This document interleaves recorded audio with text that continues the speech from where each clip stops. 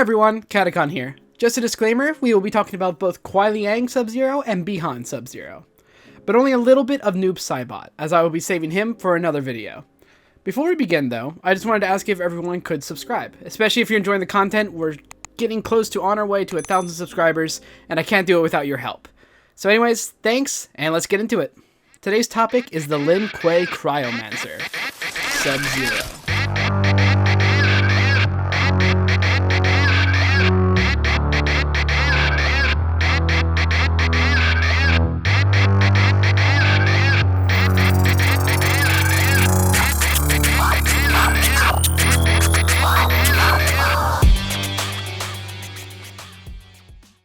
To begin, we must go before MK1 and talk about Sub-Zero's origin, because it gives a good glimpse into the brutal nature of the Lin Kuei.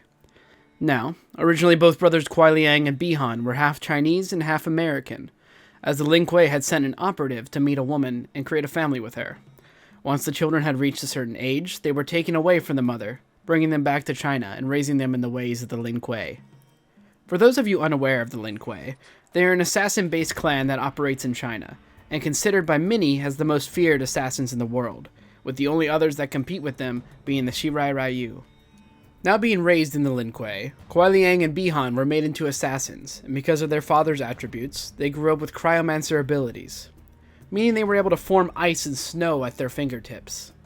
As the two grew up, there was a growing divide between the two brothers. Bi-Han was known for being cold and professional, while Kuei Liang, who would later be known as Tundra, is a lot more compassionate than his brother, refusing to kill someone unless it was his mission or unavoidable. Even at their young age, they were extremely talented cryomancers. Although Bi-Han being older and more experienced, he was generally viewed as the superior brother. Later down the line, he would even be viewed as the finest warrior in the Lin Kuei by the Grandmaster, ironically surpassing the Grandmaster's own son, Sector. Because of this notoriety, Bi-Han would earn missions that many Lin Kuei wouldn't normally be given, such as a mission personally given to him by the Grandmaster, a mission to track down the Scroll of Elements, as the Lin Kuei were hired by the sorcerer Quan Chi, as he was interested about the contents within. Without wasting any time, Sub-Zero went to the Shaolin Temple to acquire it, and he was successful. However, it wasn't a perfect mission on his journey. He came face to face with the legendary Japanese ninja Scorpion, or Hanzo Hasashi. After the two battled it out, Hanzo was killed by Bi-Han. Upon returning with the scroll, he would be sent on the second part of his mission, to track down a sacred amulet and bring it back to Quan Chi. On his journey, he would battle different elemental guardians, but Bi-Han prevailed against all of them. And just as he was about to take the amulet, Quan Chi would appear, snatching it from him, and explaining that the amulet belonged to Shinnok, a fallen elder god. Because Sub-Zero acquired the Scroll of Elements and defeated the Guardians, he essentially gave Quan Chi the amulet.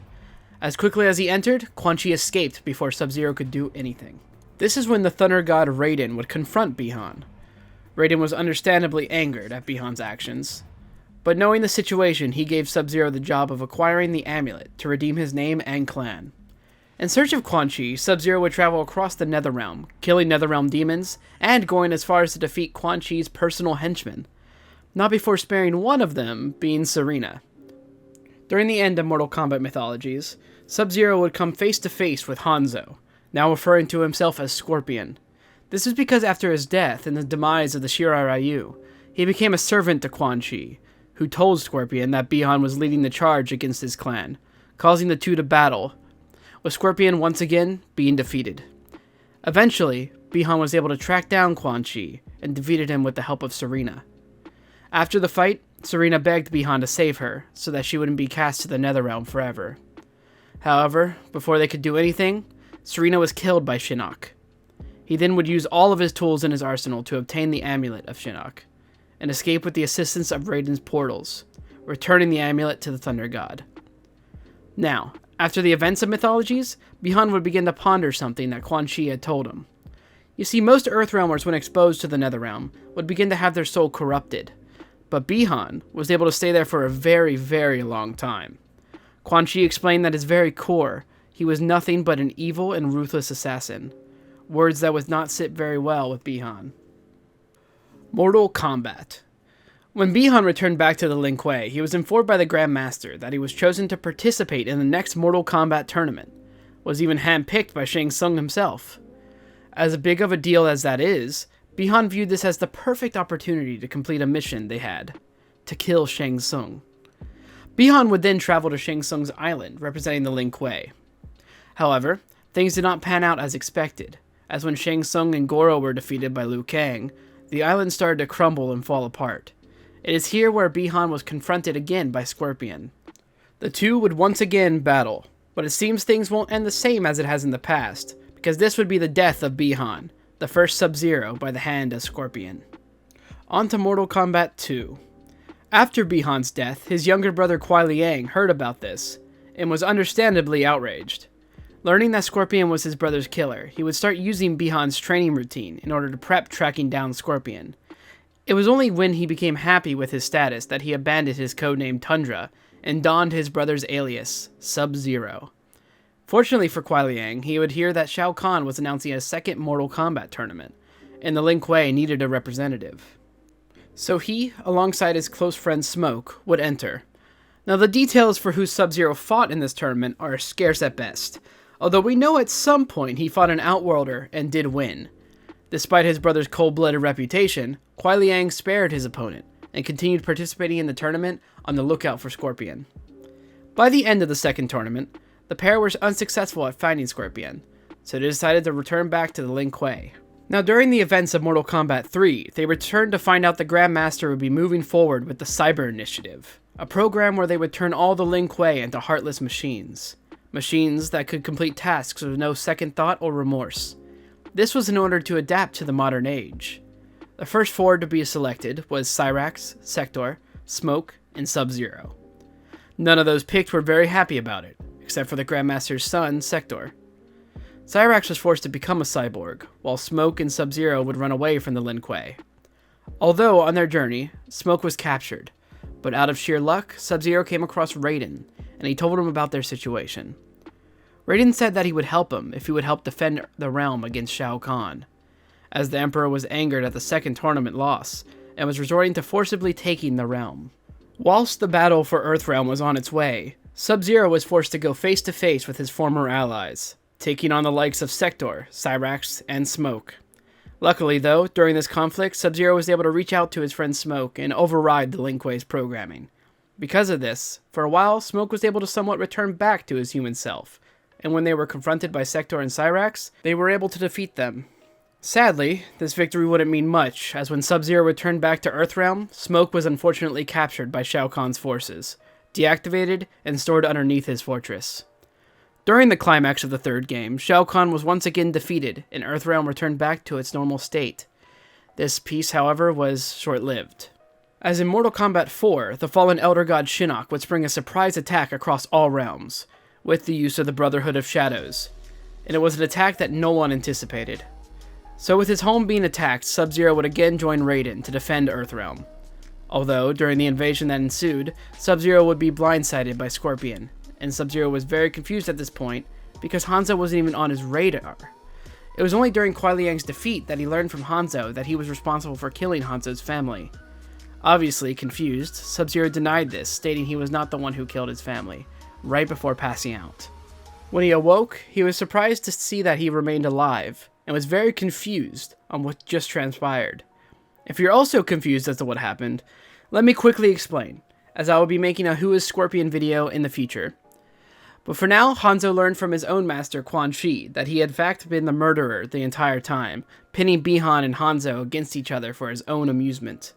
In fact, within this conflict, if any were to die, he would take that opportunity to enslave them under his will. This is because they were very skilled fighters and could prove very useful to him. Onto Mortal Kombat Deadly Alliance. After surviving his bout with Scorpion, Sub-Zero decided to head towards the Lin Kuei Temple to stop the Grandmaster. Although, much to his shock, Sub-Zero found that Sector was the new Grandmaster, having killed his own father for the position, and planned to run the Lin Kuei his way. Sub-Zero then challenged him for his position, and was successful in besting Sector, although fleeing before Sub-Zero could kill him. Once Sub-Zero became Grandmaster, he would be given a sacred item known as the Dragon Medallion. This medallion had mystical properties attached to it, and with him wielding it, he was able to amplify his strength and powers, giving him access to new abilities previously unknown to him. Now once he asserted his position, he would move the Lin Kuei headquarters from China to the Antarctic. Using this fresh start, he recruited new members to the Lin Kuei, discarding any cyborgs in the process. While recruiting, he would hold a tournament to establish the hierarchy of his fighters. And the winner would be another cryomancer known as Frost. Impressed by Frost's strength and potential, he would end up taking her on as an apprentice. In fact, the more they trained together, the more potential Kuai Liang saw she had. Despite this potential though, there was one glaring problem with her, and that was her attitude. Unlike Sub-Zero being level-headed and disciplined, Frost was quick-tempered and arrogant. She tended to act more on emotions than logic, leading to a lot of friction between the two, especially pertaining to their allies. As around this time, Sub-Zero learned of Liu Kang's death by the Deadly Alliance. Both Sub-Zero and Frost would travel across the realms to track them down. During the journey, however, Frost would betray Sub-Zero, striking him down and attempting to take the Dragon Medallion for herself. But the power of the medallion seemed to be too much for her, as it caused her to seemingly freeze to death. Now around this time is when the events of Mortal Kombat Deception occur, and has Sub-Zero heartbroken over her death, finding a sarcophagus to put her in. This was when Sub-Zero came across a bunch of Outworlders, who also seemed to be able to manipulate the cold. Obviously shocked to see other individuals being able to manipulate ice, he would study them, coming to the conclusion that him and Frost were descendants of them, and on his way back home, he would come across a wounded ally, Kenshi, who informed him that Raiden and his forces had failed to stop the Deadly Alliance. The two would then band together in order to track down this new enemy who had surfaced, Onaga. During this journey, they would be attacked by Hotaru, causing Sub-Zero to be temporarily blinded by this fight, but still prevailing with the assistance of Kenshi. While Sub-Zero would venture through Outworld, he came across a woman named Serena, who informed him that she was an old friend of Bihan's, and knew about the existence of his brother. Obviously surprised to hear his brother was still alive, both Serena and Sub-Zero would travel to the Netherrealm, tracking down Bihan. As always, they were successful, but not in the way Kuai Liang wanted, as when he found Bihan, he was with the cyborg Smoke. Before he could create dialogue with his brother and best friend, they would attack him, immediately being overpowered as he didn't expect this, at least until Serena jumped in, turning into her demonic form, allowing Sub-Zero to survive. Ironically, when Sub-Zero woke up, all he saw was a demon, immediately reacting, not knowing it was Serena. But after that was resolved, there was a roller coaster of emotions for Sub-Zero as he would return back to the Lin Kuei temple, seeing that Frost was still alive, but seemed to have gone insane, attacking and killing many of the clan members. In response, he froze Frost in a solid block of ice, hiding her deep within the temple. Mortal Kombat Armageddon. Now during the events of Armageddon's conquest mode, Taven, a child of Argus, would come across a Lin Kuei temple on his quest. This quest required certain items, such as a gift left by his mother in the Lin Kuei temple. This is when he met Sub-Zero, telling him he could have the item if he bested him in combat. However, before a victor could be determined, the temple was attacked by Noob Saibot and Smoke.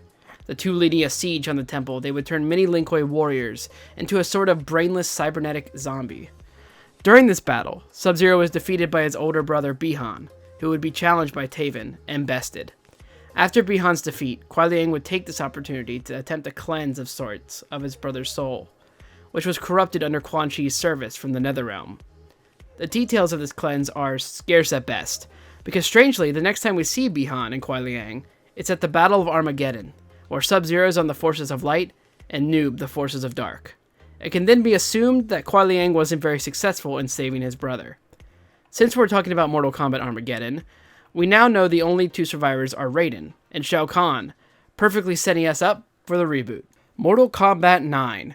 For the most part, a lot of events play out the same, and one key difference being their origin, in which now they were children kidnapped by the Lin Kuei, being raised in their facility. It is important to note that MK Mythologies Sub-Zero is heavily hinted to have still happened in this timeline. There are a few changes we know that happened, such as Bihan not just being framed for killing Scorpion's clan, but also his family. So that rivalry remains the same with only minor details altered. So, during the opening segment of MK9, Sub-Zero doesn't play much of a role. He only really acts as an obstacle for Sonya when looking for Jax. But fittingly, plays a significant role in Scorpion's chapter, in which Scorpion still wants revenge for his family's killer, which comes into full display when being confronted by Bihan after defeating Cyrax in Sector. Scorpion would then drag Bihan to the Netherrealm, resulting in a battle in which Scorpion would be the victor. After winning, Hanzo would be hesitant about killing Sub-Zero, because Raiden had promised that if he spared him, he would ask the Elder Gods to revive his clan. His hesitance does however fade when Quan Chi appears, showing visions of Bi-Han killing his family. Scorpion snaps, leaving Bi-Han as nothing but a skull and spine. During the MK2 section of MK9, we're shown the second Sub-Zero Kuai Liang and Smoke, hoping to track down Scorpion and have him pay. They decide in order to cover more ground, they split up, resulting in Sub-Zero finding Cyrax, now Cyborg, showing that the Cyber Initiative was done a lot sooner than in the original timeline. Upon defeating Cyrax, he teleports away, causing him to find Jax and Sonya, who are confused to see Sub-Zero alive. Realizing that his brother might be friends with them, he questions them about Scorpion, but before he can answer, Ermac appears and crushes Jax's arms, leading Sub-Zero to battle Ermac. After this, he winds up before Shao Kahn demanding to see Scorpion, in which Shao immediately denies his request, and has him fight Reptile, who was just a minor setback. After defeating Reptile, Shao Kahn gives him Scorpion, coming face to face with his brother's killer. Scorpion proclaims that he is not Sub-Zero. Obviously confused at the situation, Kuai Liang says he has come to restore his brother's honor, and upon defeating Scorpion, he was about to deal the final blow when he would be attacked by the Cyber Lin Kuei, requesting to take him for the Cyber Initiative. Kuai Liang does in fact resurface during Outworld's invasion of Earthrealm, the events of MK3. But as expected, he essentially takes Smoke's place from the original timeline, now as a cyborg. Cabal is the first to fight him, and defeat him after coming face to face with Raiden, and Smoke immediately realizing who the cyborg is. He takes the body to the Earthrealm Defenders headquarters, where they were able to free him from the Lin Kuei's influence, regaining his free will.